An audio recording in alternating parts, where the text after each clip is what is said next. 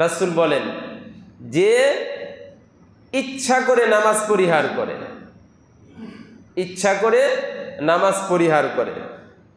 একটা হচ্ছে আল্লাহর বহু বান্দাবান্দি বর্তমান যুগে আছে, আমি 100 বছর আগের যুগের কথা বলবো না, বর্তমান যুগের বহু আল্লাহর বান্দাবান্দি আছে, কখনো শীতের প্রচণ্ড ঘুমের কারণে যদি এক ওয়াক্ত নামাজ কাজা হয়ে যায়, সে দাঁতে দাঁত কামড়ায়, মানে অস্থির হয়ে যায়, আমার নামাজ কাজা হয়ে গেল।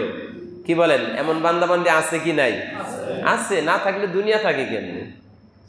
শতভাগ আছে। শীত নাই, গরম নাই, জন নাই, তুফান নাই, 5 ওয়াক্ত নামাজ বা জামাত মসজিদ আদায় করতেছে। এটা হলো ওই অন্তর।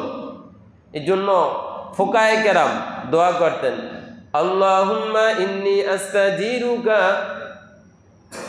আন কলবিন লা তাখশা, হে আল্লাহ আপনার কাছে ওই অন্তর থেকে পানা চাই, ওই কলব থেকে পানা চাই যেই অন্তর, যেই কলব আপনাকে ভয় করে না, এবং ওই এলেম থেকে পানা চাই যেই এলেম এর দ্বারা কোনো ফায়দা হয় না, উপকার আসে না।